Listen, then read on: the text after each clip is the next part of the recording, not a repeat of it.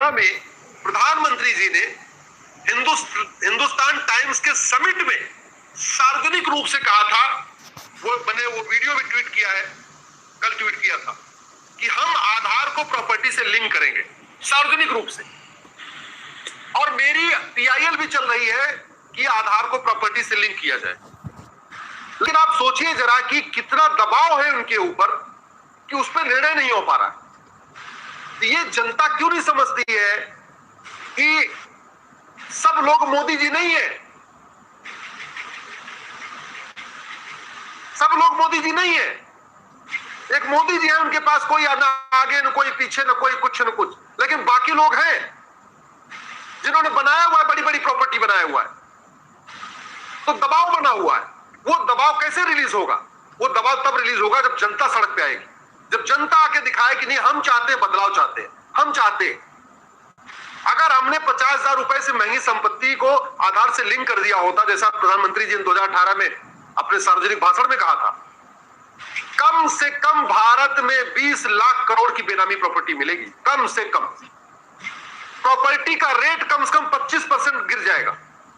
ये मकान, फ्लैट, अगर प्रॉपर्टी को आधार से लिंक कर दे तो जो फ्लैट आज की रेट में 30,000 का मिल रहा है, वो मान लीजिए कम से कम आपको 20 से 25 लाख का, जो 30 लाख का मिल रहा है 20 से 25 लाख में मिल जाएगा। इतना पैसा ब्लैक मनी लगा हुआ है, इतना ज्यादा इन्वेस्ट कर रखा है काले कुबेरों ने।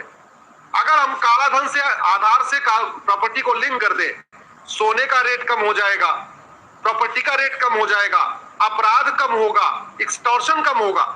आप जरा सोचिए, अगर हम इस देश में, जो प्रधानमंत्री जी कई बार कह चुके हैं, अगर 5,000 रुपए से महंगी सामान को हम कैश लेन देन बंद कर दें, सबसे पहला काम होगा इस देश में एक्सटॉर्शन रुक जाएगा। क्योंकि एक्सटॉर्शन करने वाले करते क्या है? वो पैसा एक्सटॉर्शन करते हैं, 1 करोड़ 2 करोड़ लोगों से अगवा करके, बच्चों का अगवा करते लेते हैं। उस पैसे का क्या करते हैं? उस पैसे से वो कार खरीदेंगे, उस पैसे से वो बाइक खरीदेंगे, लग्जरी बाइक खरीदेंगे, उस पैसे से प्लॉट खरीदेंगे, उस पैसे से फ्लैट खरीदेंगे। अगर सरकार ये कानून बना दे कि 50,000 रुपए से महंगा सामान जहां भी आप कुछ खरीदोगे, इवन आप मोबाइल से लिंक हो जाएगा, और 5,000 रुपए से महंगा सामान आप कैश खरीद ही नहीं सकते, तो वो जो एक्सटॉर्शन करने वाला बंदा है, जिसने 1 करोड़ रुपए किसी से एक्सटॉर्शन कर लिया, किसी किडनैप कर लिए, उस पैसे को क्या करेगा आप जरा सोचिए। जैसे वो भाई साहब उस पैसे को खर्च करने जाएगा, तुरंत वो टैक्स के रडार पे आ जाएगा। तुरंत आधार का जो दिल्ली में बैठे बैठे जो हेडक्वार्टर है मिनिस्ट्री ऑफ आईटी का, उसको वहीं से पता चलेगा कि बंगाल में फला आदमी जो इनकम टैक्स फाइल नहीं करता, कुछ नहीं कमाता, ना कोई इसकी नौकरी है, इसने 3 लाख रुपए की निंजा बाइक खरीदी है। ये दिल्ली में बैठे बैठे पता चल जाएगा, तुरंत उसको नोटिस दी जाएगी, भैया तूने कहां से दिखा, जरा तू 3 लाख रुपए कहां से मिले? तो 3 लाख रुपए मिले होंगे तो कट मनी वाला रहा होगा, तो वहां से मिलेगा। हमको अगर भ्रष्टाचार को एड्रेस करना है तो हमें 3-4 चीजें करनी पड़ेगी। पहला काम हमें करना पड़ेगा, 100 रुपए से बड़ी नोट बंद करना पड़ेगा। 2016 में जो हुआ भाई साहब, वो इनफैक्ट नोटबंदी नहीं था, प्रधानमंत्री जी का मोटिव था नोटबंदी का, लेकिन उसमें इतने सारे लोग और थे, कुछ लोग अब नहीं है इस दुनिया में, उन्होंने बहुत चालाकी से उस नोटबंदी को नोट बदली करवा दिया। नोटबंदी का मतलब नोट बंद, जो प्रधानमंत्री जी का मोटिव था कि 100 रुपए से बड़ी नोट बंद कर देंगे, लेकिन उन्होंने कुछ लोगों को कन्विंस करके ये समस्या आएगी, वो आएगी, वो आएगी, उस नोटबंदी को कर दिया नोट बदली। क्योंकि पिछली बार 500 रुपए की नोट की बंद नहीं हुई थी, 500 के बदले नई 500 को मिला, 1000 के बदले नया 2000 मिला, तो नोटबंदी का हुआ, तो नोट बदली हुई। अगर नोटबंदी हुई होती तो मुझे लगता बहुत इफेक्ट पड़ता काले धन के ऊपर। इसी तरीके से अगर हम 5,000 रुपए, ये गांधी परिवार है, जरा सोचिए,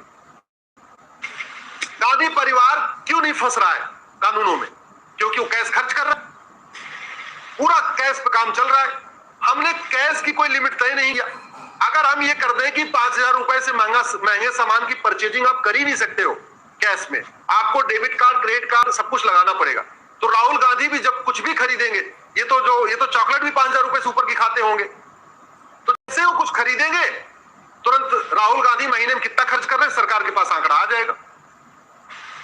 महबूबा मुफ्ती इस महीने में कितना खर्च कर रही है सरकार को पता चल जाएगा। उमर अब्दुल्ला कितना खर्च कर रहे हैं सरकार को पता चल जा रहा है। ये ओवैसी कितना खर्च कर रहा है सरकार को पता चल जाएगा। तो ये जब तक 100 रुपए से बड़ी नोट बंद नहीं होगी, 5,000 रुपए से महंगे सामान का कैश लेन देन बंद नहीं होगा, जब 50,000 रुपए से महंगी संपत्ति को आधार से लिंक नहीं किया जाएगा, और सबसे बड़ी बात, इन घटिया अंग्रेजी कानूनों की जगह नए कानून नहीं बनेंगे और काला धन बेनामी संपत्ति वालों को आजीवन कारावास फांसी का कानून नहीं बनेगा, तब तक इस देश में देश विरोधी लेख लिखे जाएंगे, भारत तेरे टुकड़े होंगे नारा लगता रहेगा। अब अफजल गुरु हम शर्मिंदा है, ये भी खेल चलता रहेगा। देश विरोधी यहाँ पे जो है मूवीज बनती रहेंगी, देश विरोधी आपके वेब सीरीज चलते रहेंगे, घुसपैठियों का कारोबार चलता रहेगा, माफियाओं का कारोबार चलता रहेगा, धर्मांतरण का खेल चलता ही रहेगा। सबका देश विरोधी कोई भी ऐसा काम नहीं है जो काले धन हवाले से नहीं चलता। कोई भी देश विरोधी काम ऑनलाइन बैंकिंग ट्रांजैक्शन के थ्रू नहीं होता। अब दिक्कत कहां से हो गई जरा समझिए इसको। मान लीजिए पहले एक अटैची ऐसी थी कि अगर उसमें हम 100 की नोट रखते थे तो 1 करोड़ आता था। अब अगर उसी अटैची में हम 2,000 की नोट रखेंगे तो 20 करोड़ हो गया। तो हुआ क्या, इस नोटबंदी के बाद हवाला कारोबार बढ़ गया, क्योंकि हवाला कारोबार तो कैश में चलता है, हवाला कारोबार तो अटैची लेके लोग घूमते हैं। अब जहां वो एक अटैची में 1 करोड़ लेके जा रहा था, अब 1 करोड़, अब उसी अटैची में 20 करोड़ लेके जा रहा है। तो इसकी वजह से वो जो मोटिव था प्रधानमंत्री जी का वो नहीं हो पाया, और वो मोटिव तभी दोबारा हो सकता है जब हम सब लोग सड़क पे आए। अगर इस सरकार में प्रधानमंत्री जी के रहते हुए भ्रष्टाचार के खिलाफ कठोर कानून नहीं बन पाया तो आप ये तय मानिए कभी नहीं बन पाएगा। और भ्रष्टाचार को अगर हमने काला धन की कमर नहीं तोड़ी तो आप तय मानिए सनातन को बचाना मुश्किल होगा। भारत में जाति का जहर घोलने के लिए करोड़ों रुपए की फंडिंग हो रही है, ये हमारे भाइयों को समझ में क्यों नहीं आता। ये जितने नेता जाति का जहर बो रहे हैं ये फ्री में नहीं बो रहे, उनको पैसे मिलते हैं। ये जो भाषा का जहर बोते हैं, भाषा के आधार पर तोड़ते हैं, सबको पैसे मिलते हैं। जो नक्सलवाद है इसकी पूरी फंडिंग होती है। अगर हमने वो जो आपको 5 तरीके बता दिए, अगर हमने वो कर दिया, नक्सलवाद अपने आप खत्म हो जाएगा। माओवाद की फंडिंग हवाला से होती है, कट्टरवाद की फंडिंग हवाला से होती है, नक्सलवाद की फंडिंग हवाला से होती है, घुसपैठियों की फंडिंग पूरी हवाला से हो रही है, मजहबी उन्माद फैलाने की फंडिंग पूरी हवाला से हो रही है। हवाला के जरिए पैसा आ रहा है, उससे जगह जगह मदरसा बन रहा है। हवाला के जरिए पैसा आ रहा है, जगह जगह पक्का कब्रिस्तान बन रहा है। हवाला के जरिए पैसा आ रहा है, जगह जगह दरगाह बन रही है। ये हमारे आप सबको समझना पड़ेगा। इसलिए मैं आप सबसे आग्रह करता हूं कि अच्छी तरीके मन में बैठा लीजिए। यही मौका है, यही समय है, यही एक हमें ऐसा नेतृत्व मिला है। अगर हम अपनी ड्यूटी कर लेंगे, हम चाहते हैं प्रधानमंत्री अपनी ड्यूटी करें, लेकिन आप समझ लीजिए लोकतंत्र है, हमें भी, हमारी भी ड्यूटी है। हम भी निकल के दिखाएं तो कि देश चाहता क्या है, और वो तभी हो सकता है जब हम सड़कों पे आएंगे। मैं आप सबसे हाथ जोड़ के निवेदन करता हूं, पहली बात तो इस वीडियो को, ये हमारी भाई साहब के साथ चर्चा है, जितना ज्यादा हो सके इसको शेयर करिए, जितना ज्यादा हो सके इसको फेसबुक पे, ट्विटर पे और व्हाट्सएप के जरिए फैलाइए। 8 अगस्त के बारे में जितनी ज्यादा चर्चा हो सके उतनी चर्चा करिए, और 8 अगस्त को आप लोग 1 सप्ताह के लिए छुट्टी जरूर ले लीजिए। ये देश को बनाने का संकल्प है। ये बहुत छुट्टी हम सब लेते हैं, अपने लिए लेते हैं, घूमने के लिए लेते हैं, शादी विवाह के लिए लेते हैं, शिमला मसूरी जाने के लिए लेते हैं, छुट्टियां लेते रहते हैं। ये देश की बात है। 8 अगस्त को भी संडे है, 15 अगस्त को भी संडे है, बीच में आपको 5 या 6 दिन की छुट्टी लेनी है, उतनी छुट्टी ले लीजिए देश के नाम पे।